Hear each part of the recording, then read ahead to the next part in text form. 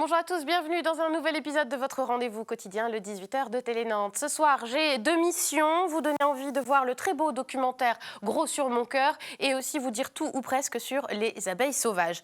Heureusement, je ne serai pas seule pour accomplir ces missions. Chloé Glotin notamment sera avec moi sur ce plateau, c'est la réalisatrice de Gros sur mon cœur, un documentaire diffusé ce samedi sur Télé Nantes qui fait des allers-retours entre Nantes et la Martinique pour éclairer un pan de l'histoire personnelle de la réalisatrice, mais qui est aussi notre histoire, le rôle des Martiniquais dans la résistance pendant la Seconde Guerre mondiale. Et puis en fin d'émission, ce sera Aurélia Lachaud qui sera avec nous. C'est l'experte du buzz, l'experte des abeilles. Ce sera notre rendez-vous mensuel avec la chronique de Bretagne Vivante, l'association écolo et pédago, qui nous parle notamment ce soir du xylocope, qui est mieux connu comme abeille charpentière. C'est quand même facile. Le 18h de Télé Nantes du 26 avril démarre tout de suite après la virgule.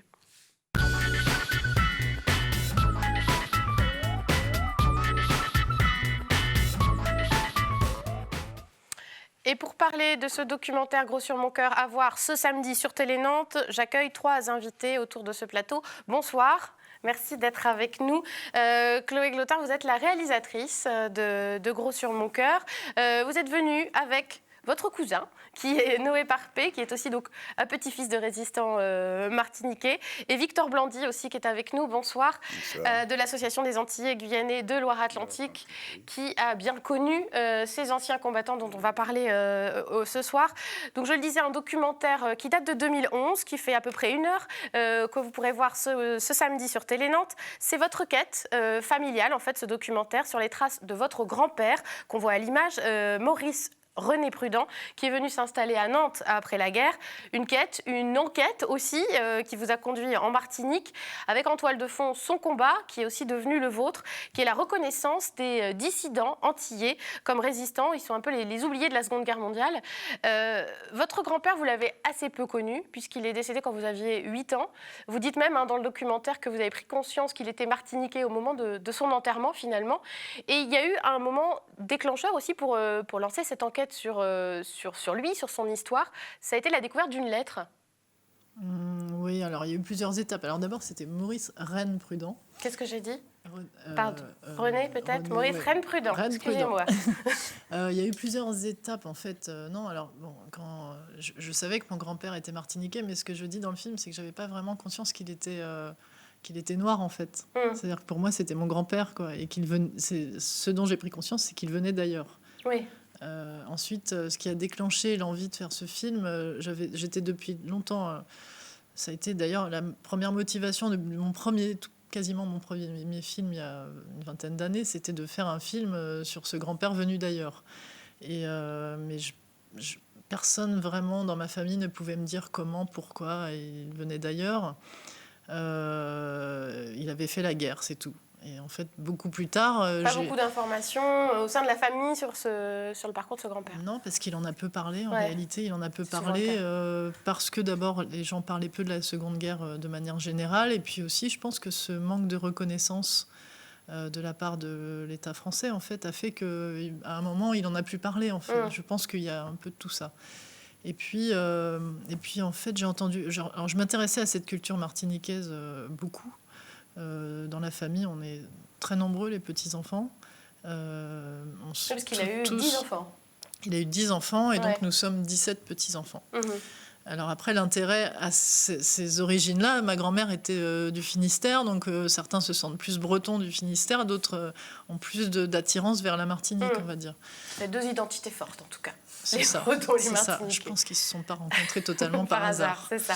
Puis bon, il y a quand même une lettre au départ. Vous tombez un peu par hasard sur une lettre qui parle justement, lui, de sa volonté d'être reconnu, de ses démarches auprès de l'État français. Je suis surtout tombée sur une valise, en fait. Une valise de lettres. Une valise. Enfin, je suis tombée sur un sac en plastique un jour de fête familiale dans lequel un de mes oncles disait c'est ça que j'ai failli jeter ça. Il donnait ça à ma tante. Puis je regarde un peu, je vois plein de courriers de refus. Justement, de refus d'une carte de résistant. On lui disait, mais prouvez que vous étiez ancien combattant, même. Et là, j'en parle un petit peu avec ma tante. Elle me dit, mais oui, j'ai encore toute une valise comme ça, avec des archives. Donc un jour, je lui ai demandé de regarder un petit peu ce qu'il y avait dans la valise. Et là, j'ai découvert toutes les réponses, en fait. Mais je n'avais pas ses courriers à lui. C'est-à-dire que les courriers que lui écrivait m'ont donné encore plus envie de faire un film. Et ça... je suis tombée dessus complètement par hasard en commençant quand même malgré tout des recherches parce que j'avais découvert qu'il y avait eu donc ce qu'on appelle les dissidents. La différence, c'est que alors, les dissidents, on les a appelés comme ça. C'est un terme qui est très très utilisé. Il y a eu un téléfilm qui est passé il y a quelques jours sur une chaîne concurrente. On parle beaucoup des dissidents, ce qui prête à confusion, je pense, pour les gens qui ne savent pas ce qu'est un dissident antillais. En fait, les dissidents étaient des résistants. Leur manière de faire de la résistance a été de partir vers les îles anglaises qui sont au nord et au sud de la Martinique et de la Guadeloupe. C'était les Martiniquais et les Guadeloupéens. C'était Dominique et Sainte-Lucie. Voilà, et donc eux partaient pour aller rejoindre. Ils avaient entendu l'appel du général de Gaulle. On ne sait pas trop par quel moyen, parce qu'à l'époque, il n'y avait pas trop de radio. Les gens n'avaient pas de radio, mais il y avait beaucoup de bouche à oreille. Et donc, ils partaient rejoindre le général de Gaulle. Donc, et donc, ceux-là sont partis à partir de 1941. Les tout premiers peut-être en 40, mais disons à partir de 41, 42. Et le gros flot de ces jeunes gens qui partaient parfois à 16 ans, 17 ans, ils sont partis entre 42 et 43. Et en fait, en 43, la population martiniquaise en a eu marre de l'oppression de l'amiral Robert qui répondait vraiment... Qui était le régime Vichy, de Vichy à la Martinique. Aux Antilles. Et en plus, lui, il dirigeait la Martinique, la Guyane et la Guadeloupe. Après, il y avait des... c'était vraiment on lui avait confié, en fait, de défendre tous ces territoires. Et donc la population en a eu marre de cette oppression et commençait à se révolter. Alors au départ, c'était des petites choses. Et puis petit à petit, là, il y a eu une répression, ce qui a encore plus énervé les gens. Et donc des mouvements se sont constitués. Et donc l'amiral Robert a quitté la Martinique. Il s'est enfui, en fait. Et donc oui, ce sont des dissidents parce qu'ils ont aussi un peu désobéi. Ces dissidents antillais, ils faisaient partie de l'armée notamment, et ils ont désobéi. Alors, pas vraiment les dissidents, c'est vraiment ceux qui partaient de leur propre gré. Après, des gens comme mon grand-père, alors lui, il était dans l'armée, et lui, il n'a pas été considéré comme dissident, c'était un mouvement de résistance sur place. Donc c'est un peu chose qui porte à confusion. Mais bon, le bataillon de soldats qui a été formé, dont il faisait partie, a été constitué de ces dissidents et de résistants. Donc, voilà, et puis des gens qui avaient envie d'aller combattre pour la France libre, en fait. Alors en tout cas, vous avez découvert aussi finalement les lettres de votre grand-père aux archives départementales de Loire-Atlantique. Et je vous propose de découvrir un extrait de ce documentaire. C'est le début, c'est justement la lecture d'une de ces lettres qui explique aussi le titre du documentaire Gros sur mon cœur. Je suis touchée par cette série de lettres qui lui refusent l'attribution d'une carte de combattant. Pourquoi lui demandait-on tant de preuves et de papiers supplémentaires? Qu'avait-il fait dans cette guerre? Et comment avait-il pu être résistant alors qu'il vivait si loin, en Martinique? Nantes, le 22 décembre 1957. Monsieur, en réponse à votre lettre du 16 décembre, je vous fais parvenir la copie conforme de mon livret militaire et je vous fais bien remarquer que je vous avais déjà adressé les renseignements que vous m'aviez demandés. Voilà maintenant 12 ans que la guerre est finie et que je ne fais que ça, écrire à droite ou à gauche. Pourtant, je n'ai pas fait tant de simagrées au moment de passer à mon devoir. Hélas, j'ai des choses qui restent toujours gros sur mon cœur. J'en ai plus que marre. Je n'ai même pas ma carte d'ancien combattant. Alors, comment voulez-vous que les coloniaux restent attachés puisqu'ils n'ont jamais leur récompense et ce à quoi ils ont droit? Si toutefois vous n'avez pas assez de renseignements, demandez donc à Madame Veuve Tourtet, son époux étant mort à Royan pour la France. Ou encore, demandez au commandant médecin Georges. Ils vous parleront tous du soulèvement du camp de Balata. Mes sentiments les meilleurs et dévoués. Maurice Rennes-Prudent. Voilà, qu'on voit aussi donc, en photo à la fin de cet extrait. Dans le reste du documentaire, on vous voit donc mener votre travail patient, votre travail de fourmi pour reconstituer un petit peu le parcours de votre grand-père, ce fameux bataillon 5, ce qui s'est passé en Martinique, puis ce qui s'est passé aussi après en France, sa participation à la libération notamment de la poche de Royan. Après, donc, ce qu'on voit aussi en creux, c'est comme vous l'avez déjà dit, ce manque de reconnaissance parmi les anciens combattants que vous rencontrez. On voit qu'il y a des médailles aussi qui ont été distribuées, mais un petit peu au compte-gouttes. Comment vous l'expliquez aussi en tant qu'association qu'il n'y ait pas eu cette reconnaissance-là, en fait, du rôle des Antillais et singulièrement des Martiniquais dans la résistance?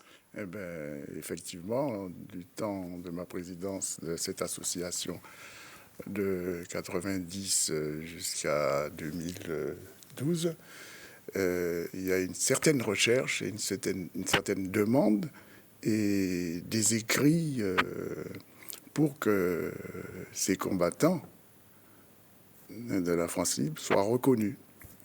Et en regroupant ces éléments, Chloé Clotin a été un déclencheur de cette recherche approfondie, parce que comme son grand-père était dans l'association à ses débuts, donc il fallait aller plus loin. Alors comment expliquer pourquoi? C'est que il y a eu, moi j'ai su ça très tard, il y a eu un différend. Il y a eu les militaires et les dissidents. Oui, il y a eu des dissidents volontaires, ceux qui sont partis, comme a dit Chloé, mais dans l'armée, il y a eu une rébellion. Le commandant Tourté, à l'époque, a refusé de tirer sur la foule quand l'amiral Aubert lui a dit. Donc ça a été une grosse bagarre, déjà, à l'intérieur de l'armée. Puis, comme l'amiral Aubert, c'était un marin, il y avait tous des reliquats au niveau de son attitude par là, parce que toutes les nourritures, les marins étaient bien nourris, c'était bien... Et oui, pas il y avait une opposition entre la marine et l'armée de terre. Mais en même temps, la politique qui était menée par l'amiral Robert, c'était très répressif contre la République. Mais même cet épisode-là, c'est vrai qu'on le connaît assez peu. On parle déjà du rôle des Martiniquais dans la Résistance, mais en plus, cet épisode de l'histoire de la Martinique est pas très connu. Vous l'avez dit, il y a eu un téléfilm récemment sur France 2 qui s'appelait Rose et le soldat, qui parle aussi de ça. C'est aussi le rôle de votre film, de votre documentaire, que de transmettre cette histoire-là qui est un petit peu méconnue. C'est-à-dire que la reconnaissance. Ouais. La reconnaissance a été difficile parce que l'association dont Victor a été longtemps président, c'est une association qui a été fondée en 1946 par ceux qui se sont installés sur Nantes. Ça, je le dis pas dans le film. D'après ce qu'on m'a dit, est-ce que tu me confirmeras, Victor, il y avait 1000 soldats dans ce bataillon et environ 300 se sont installés à Nantes. Parce qu'ils ont eu un très bon accueil, ça on le voit dans le film, on en parle assez largement.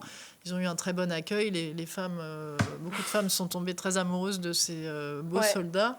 À l'époque, on disait si t'as pas un Antillais, t'es pas à la mode. C'est ce qu'on voit dans le documentaire, notamment les salons Mauduit, c'est très bien raconté, les rencontres entre les Nantaises et les Antillais. Alors le fait historique, c'est que l'armée avait décidé, à la fin de la guerre, de rapatrier ces Antillais. Et le rapatriement, il y avait 3 ports qui étaient retenus, Marseille, Bordeaux et Nantes. Et à Nantes se sont retrouvés les Africains et tous les Antillais. Oui. Alors, un mot aussi de la jeune génération qui est avec nous. Noé, vous avez 19 ans. Vous aussi, vous avez suivi de près, évidemment, le travail de votre cousine sur ses recherches familiales. En quoi, vous aussi, votre jeune génération doit s'approprier ce combat-là, ce combat de mémoire? Ce combat de mémoire, c'est quelque chose qui n'est pas fait. Donc moi, j'étais dans le système, dans l'éducation nationale.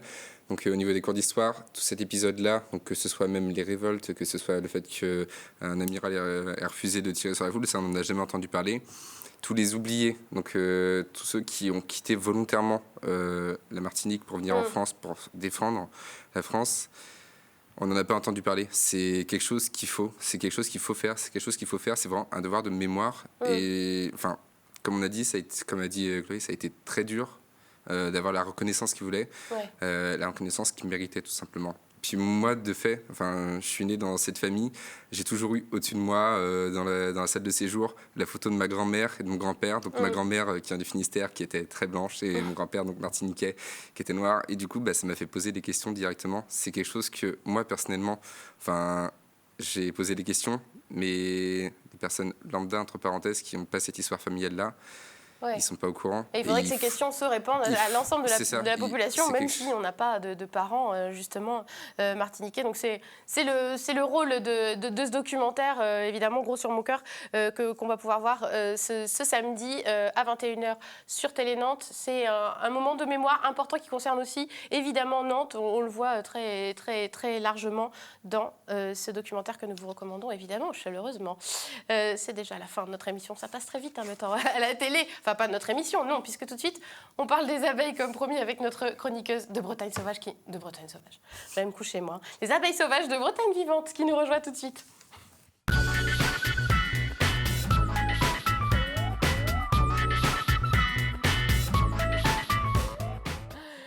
Aurélia Lachaud, bonsoir. Bonsoir. Je mélange les mots, hein, vous avez vu. Hein, j'ai fait Bretagne Sauvage, Abeilles Vivantes, c'était le bazar.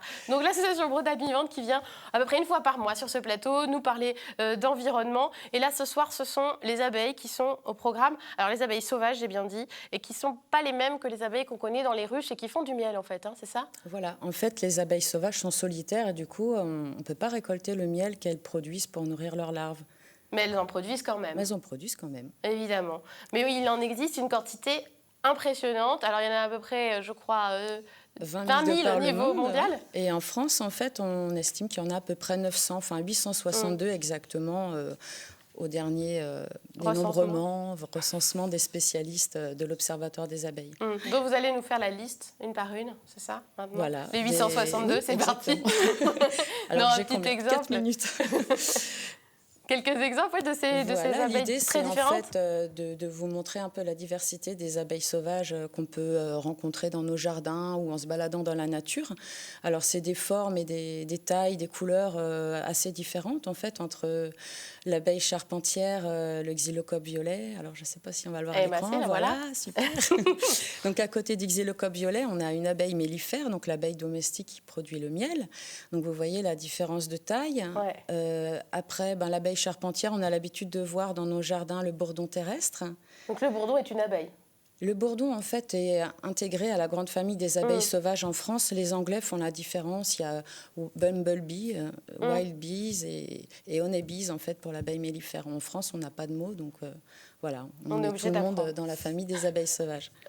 Alors, ce sont des abeilles qui piquent aussi, toutes ces abeilles-là? Alors, toutes les femelles d'abeilles piquent, mais elles sont vraiment pas agressives du tout. Donc, en fait, il n'y a rien à craindre. On peut passer à côté d'un bourdon sans problème dans son jardin. D'ailleurs, il y a très peu de gens qui savent que ça pique parce qu'ils ne se font pas piquer, en fait. Oui, c'est voilà, ça. C'est pas agressif du tout. En revanche, il paraît que l'abeille charpentière peut un peu s'attaquer au bois. On a des collègues qui ont des problèmes. Voilà. En fait, en général, elle utilise des trous qui sont déjà créés par d'autres insectes xylophages, donc qui mangent nos charpentes. Voilà. Donc, elle s'installe dans les trous déjà existants. Non, elles ne se fabriquent pas elles-mêmes. Alors, il y a d'autres abeilles aussi. Alors voilà, là, on voit une abeille de beaucoup plus petite taille, en fait, de la famille des mégachils. C'est la famille, en fait, des abeilles découpeuses de feuilles. Elles découpent des feuilles, en fait, pour tapisser la loge de la chambre, en fait, de leurs petits. Voilà, là, c'est une de nos abeilles les plus rares du département, la Colette de l'Astère. Et voilà, il faut bien comprendre en fait que ces espèces-là sont très importantes en fait. Enfin, leur rôle est très important dans la pollinisation de toutes les plantes, donc sauvages et cultivées, donc aussi pour les plantes de nos jardins. Puisque en fait, les plantes, comme tout le monde le sait, ne bougent pas. Et du coup, pour le brassage génétique, pour se mélanger, pour se reproduire, elles ont besoin d'un auxiliaire. Et depuis des millions d'années, elles ont développé une évolution commune, en fait, en fabriquant une multitude d'artifices pour attirer ces pollinisateurs sauvages, dont l'abeille mellifère fait aussi partie. Après, elle a été domestiquée par l'homme. Du coup, on a un peu modifié, on a créé des races, on a ramené des abeilles d'autres continents. Alors, c'est pour ça que vous aviez amené ces petits pâquerettes. Alors, sur mon trajet, j'ai trouvé 2 pâquerettes. Donc, il faut bien imaginer que ces pâquerettes, pour qu'elles brassent leur bagage génétique, eh bien, il faut un auxiliaire. Et donc, elles ont trouvé justement ces insectes-là, les pollinisateurs sauvages, en fait, pour pouvoir faire du brassage génétique et se reproduire. Alors on l'entend un petit peu aussi que ces abeilles disparaissent. Est-ce que c'est vrai? Oui, c'est vrai, en fait. Il y a eu un travail à l'échelle de l'Europe qui s'appelle Alarme, et puis qui a été suivi du programme STEP. En fait, c'était un programme qui visait à enrayer la perte de nos pollinisateurs, y compris sauvages, puisqu'en fait, ils participent énormément à la pollinisation de nos cultures, de nos fruits, de nos légumes, parce que toute la diversité de ces espèces-là, ça permet de justement polliniser une grande diversité de formes de fleurs très différentes. Alors, donc, c'est 153 milliards d'euros par an, en fait, ce service gratuit que nous rendent les pollinisateurs. Ah, ça a été chiffré. Ça a été chiffré. Bon, ça n'a pas été simple. Alors après, ça peut être discuté, mais bon. C'est quand même conséquent, en tout cas. Et donc, nous, on peut agir aussi en tant que particulier, favoriser pour les choses, pour que ces abeilles soient là et qu'elles ne disparaissent pas, justement. Voilà. Alors, déjà, une des premières choses à faire, c'est de trouver une alternative aux pesticides. Évidemment. Et de sauvegarder nos milieux naturels, en fait. C'est une des principales causes de disparition de ces espèces. On a détruit nos prairies naturelles, nos landes, on a rasé nos haies. Et du coup, c'était des sources alimentaires très importantes pour ces abeilles. Du coup, en fait, à notre échelle de citoyens, ce qu'on peut faire si on a un jardin, c'est éviter de tondre toutes les petites fleurs qui s'y trouvent, garder les pâquerettes, les pissenlits. Et faire des nichoirs, puisqu'on les voit là, justement. Voilà. Le temps défile, il nous reste 30 secondes. D'accord. En fait. Alors, écoutez, aussi, vous pouvez fabriquer des nichoirs. Alors, vous allez trouver un lien qui vous permettra de trouver différents types de nichoirs que vous pourrez fabriquer vous-même, et ça leur permettra d'être hébergés. C'est ça ? Voilà. Et vous leur donnerez aussi le couvert en plantant des plantes mellifères dans vos jardins. Et il nous reste 15 secondes pour parler des sorties que vous proposez avec l'association Bretagne Vivante. Justement, le 28 mai à Parmeron et le 4 juin aussi à Nantes. Toutes les infos sont indiquées ici. Et avec ce numéro de téléphone, vous devez vous inscrire pour en savoir encore plus sur les abeilles sauvages. Merci beaucoup pour ces explications. Merci à nos invités d'avoir été avec nous. Merci à vous de nous avoir suivis. À demain. Merci.